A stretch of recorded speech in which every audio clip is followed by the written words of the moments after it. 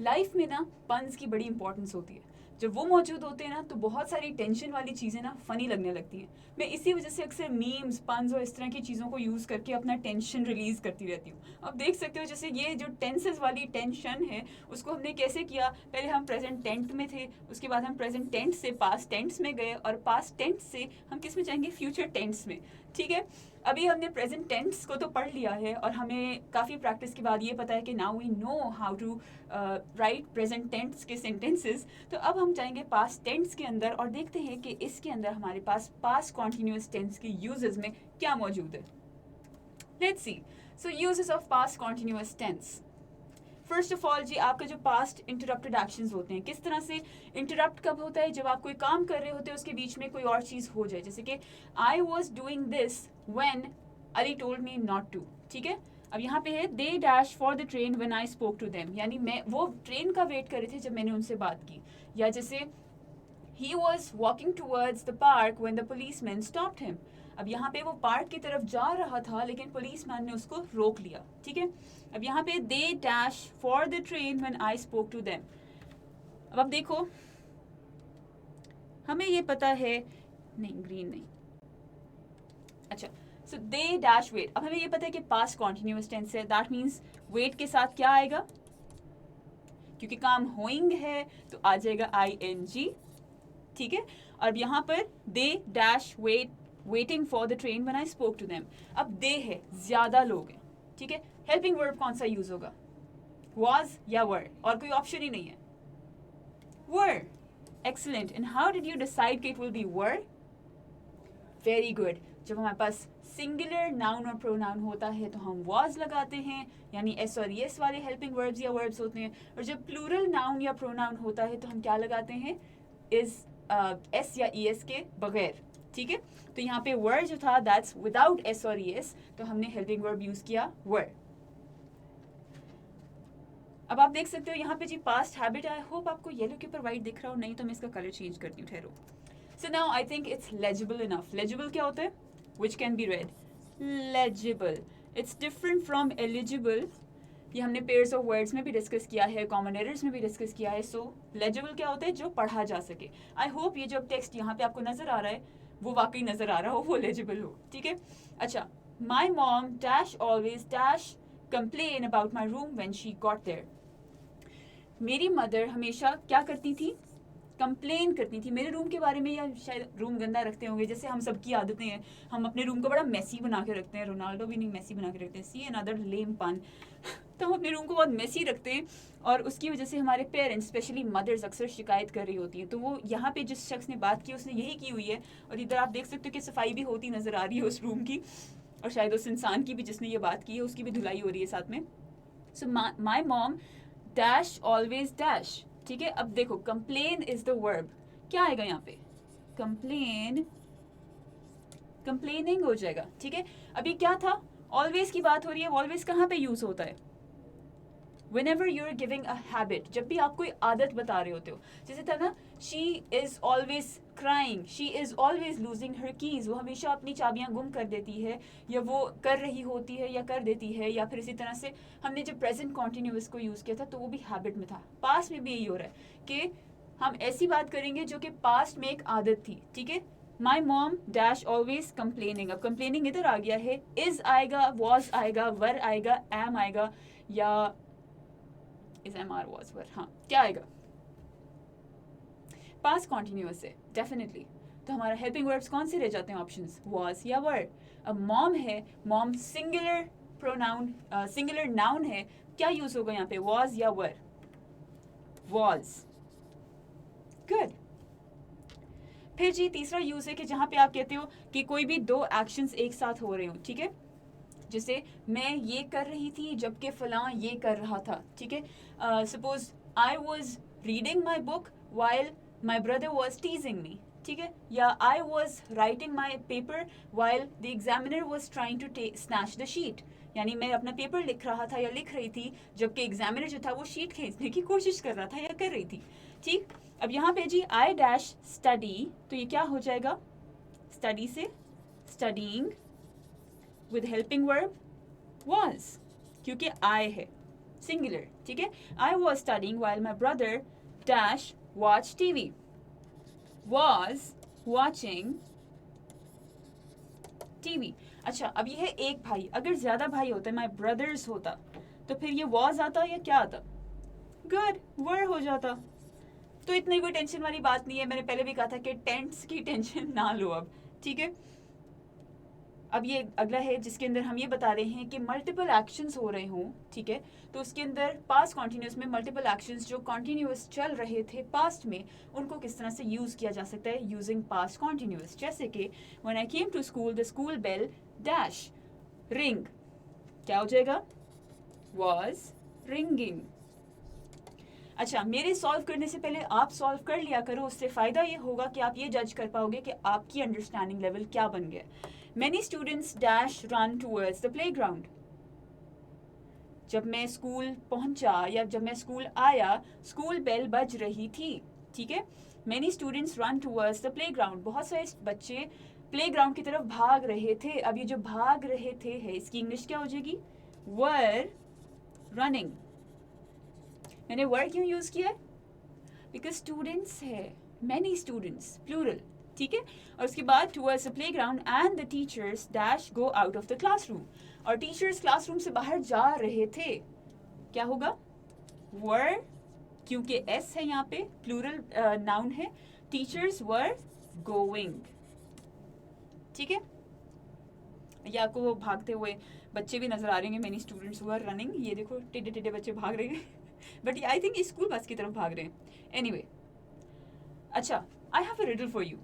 अच्छा, look at this. छोड़ दो पेन कॉपी सब छोड़ दो, इजी हो जाओ. एक सवाल पूछ रही हूँ, रिडल है, पहेली है, ठीक है. पहेली है, तुम्हारी सहेली है. एक सिंपल सा सवाल है जिसका जवाब तुम लोग दोगे. लेकिन ये पहेली क्यों पूछी है मैंने? क्योंकि इसके अंदर बहुत सारे पास्ट कॉन्टिन्यूअस के फॉर्म्स आए हुए हैं, बहुत सारे इसके अंदर यूजेज हुआ हुआ है. सो पहले जरा हम ये देखते हैं. A man was found murdered. सबसे पहली तो बात है कि ये एक सिंपल पास्ट सेंटेंस है, ठीक है. वॉज फाउंड, एक आदमी मरा हुआ पाया गया, ठीक है. पाया गया, आपको याद है ये अलिफ या अगर लिखा हुआ हो, या आपका स्टाइलस बगावत कर रहा हो, हाँ, या हो या फिर था लिखा हो, तो वो क्या है? Simple past tense. तो पहला जो फॉर्म था वो तो सिंपल पास्ट हो गया. On Sunday morning his wife immediately called the police. Again called the police. उसकी बीवी ने फौरी तौर पे पुलिस को कॉल की. अभी जो की है या की थी, ये हो जाएगा अगेन सिंपल पास्ट. ये भी सिंपल पास्ट है, ये भी सिंपल पास्ट है.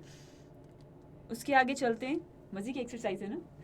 The police questioned the wife and staff and got these alibis. Police questioned the staff and the wife, मतलब दोनों को क्वेश्चन किया, उसने तफ्तीश की, and got these alibis, और ये बयानात हासिल किए. अब किए और तफ्तीश की, अगेन की, किया, गया, की हो चुका है,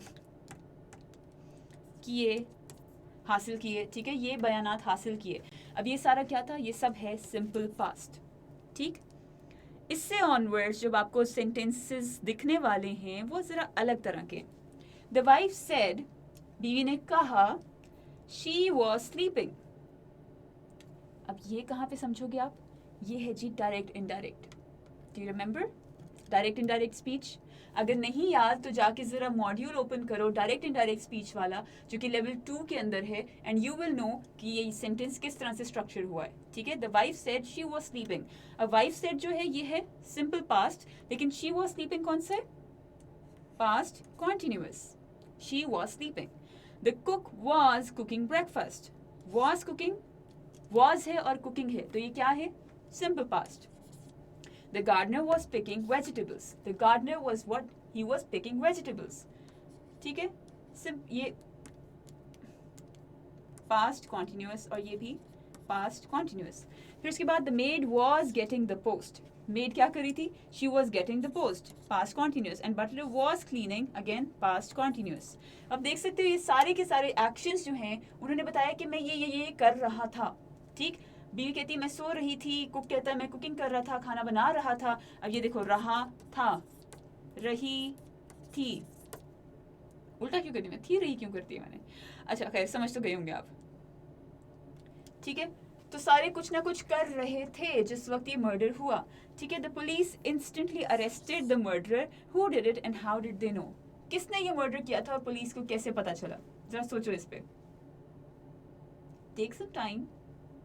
ये जो मर्डर हुआ है, हमने जिसके अंदर टेंसेस के अंदर हमने कूद के ये भी देख लिया कि इसके अंदर ब्रेक डाउन करके ये कौन से टेंस की कौन सी फॉर्म यूज हुई है, और हमें साथ में ये भी पता है कि एक सवाल भी पूछा गया। तो सवाल है कि मर्डर किसने किया था। चलो कुछ तो गड़बड़ है। If you think it was the wife, you're wrong. If you think it was the cook, you're wrong. If you think it was the gardener, you're wrong. If you think it was the maid, let's see. And if you think it was the butler, you are wrong. Maid क्यों है? अच्छा, यहाँ एक बड़ा funny incident हुआ है। मैं जब ये स्लाइड डिस्कस कर रही थी अपनी टीम के साथ, तो मैंने उन्हें कहा कि यार मुझे बताओ इसका जवाब दो। मैंने अपनी टीम से भी यही सवाल पूछा जो मैं आपसे पूछ रही हूँ, और मेरी टीम में होती है लाइबा। उन्होंने क्या जवाब दिया, वो कहती है यार मेड थी मर्डर। मैंने कहा क्यों? कहती है क्योंकि मेड संडे को नहीं आती। सो उनके माइंड में प्रिविलेज जो है वो ये है कि मेड संडे को आती नहीं है। ये देसी पर्सपेक्टिव में देखा जा रहा है। Anyway, the made was a murderer, लेकिन क्यों? क्योंकि पोस्ट संडे को नहीं आती है। सो उसका जवाब वैसे ठीक ही था, मेड भी संडे को नहीं आती, तो वो संडे को वहाँ पे क्या कर रही थी। लेकिन अगर वो इतने ही अमीर थे कि उन्हें घर में रखी हुई थी, तो द रीज़न वाज कि पोस्ट संडे को नहीं आती है। आई होप जोक समझ आ गया होगा, अगर नहीं आया तो अल्लाह मालिक है, क्या हो सकते हैं। Anyway, so the next use of past continuous is when you're emphasizing on the length of an action, ठीक है। जैसे कि आप कहते हो कि मैं ये काम जो है बहुत देर से कर रहा था या कर रही थी, ठीक है। I was doing this since इतनी देर से। आपको याद होगा प्रेजेंट कॉन्टिन्यूस में भी था कि नहीं, प्रेजेंट परफेक्ट कॉन्टिन्यूस में I have been doing this, have भी आ गया और been doing भी आ गया। I have been doing this, फिर since और for का यूजेज था। तो यहाँ पे आप देख सकते हो I dash work in the garden all day, ठीक है। ऑल डे वैसे भी लिखा जा सकते हैं, यहाँ पे सिंस मॉर्निंग भी हो सकता था। I dash work in the garden since morning, ठीक है। तो क्या होता? पास्ट कॉन्टिन्यूअस है। आई was working in the garden since morning. अब वो ये बता रहे हैं कि मैं सुबह से गार्डन में काम कर रही थी या कर रहा था, ठीक।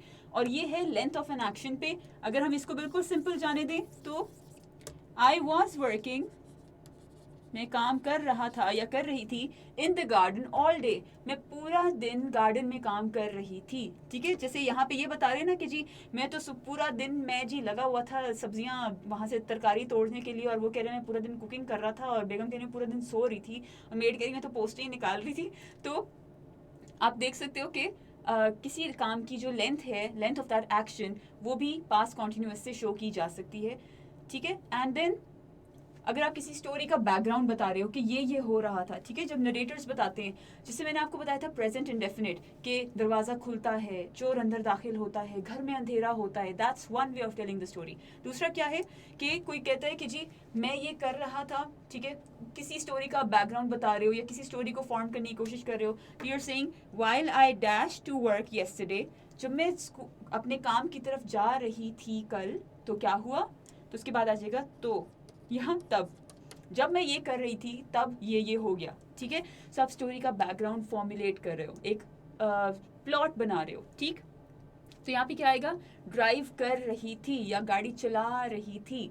रही थी के लिए क्या हो जाएगा? ड्राइव के साथ ING, ई नहीं आएगा, ई कट जाएगा, ड्राइव के साथ ING आएगा, ठीक। और यहाँ पे वाइल आई है तो आई के साथ क्या आता है? वॉज या वर? वॉज।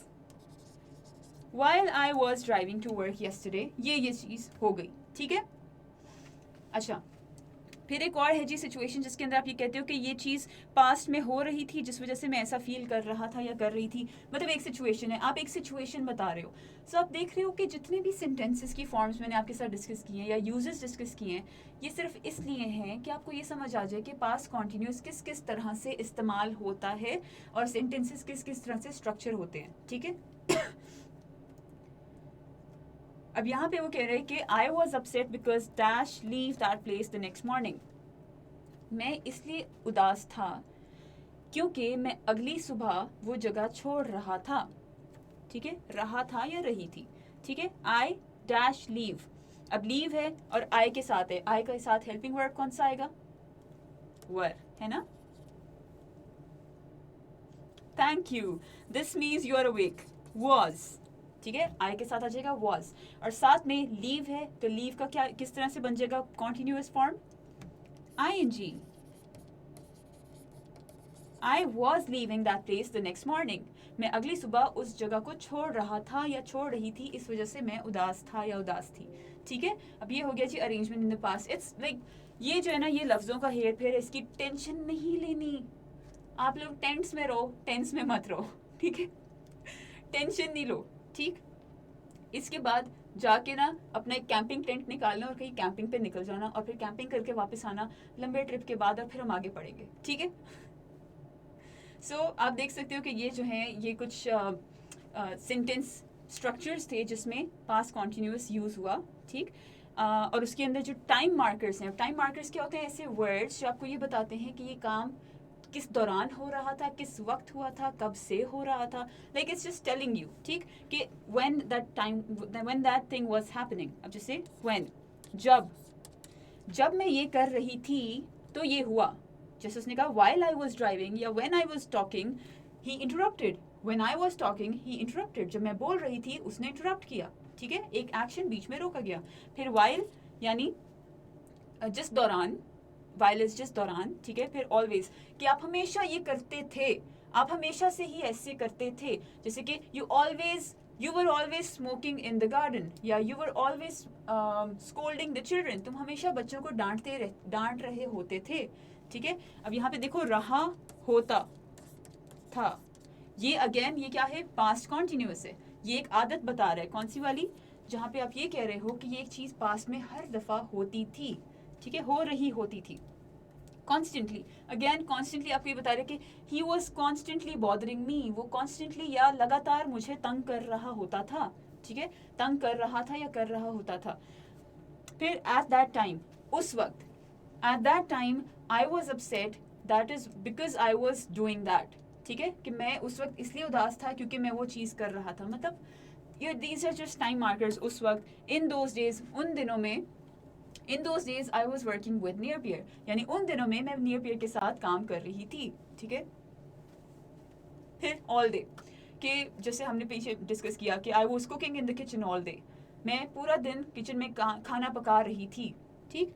फिर all the morning, all evening, for hours, at this time. ये सारे टाइम मार्कर्स हैं, इनकी कोई टेंशन लेने की ज़रूरत नहीं है. आपने क्या करना है? आपने अगर नहीं किया है तो वही प्रैक्टिस इस वाले में मैं दोबारा दूंगी कि प्रेजेंट कॉन्टिन्यूअस के एटलीस्ट 10 जुमलों को कन्वर्ट करो इनटू पास्ट कॉन्टिन्यूअस टेंस, ठीक है. पिछली ही जो वीडियो थी उसी की एक्सरसाइज मैं आज फिर दे रही हूँ. अगर नहीं की है तो कर लो, अगर कर लिए तो बहुत अच्छी बात है. दैट मीन्स कि आपकी ग्रिप हो गई है पास्ट कॉन्टिन्यूअस के ऊपर.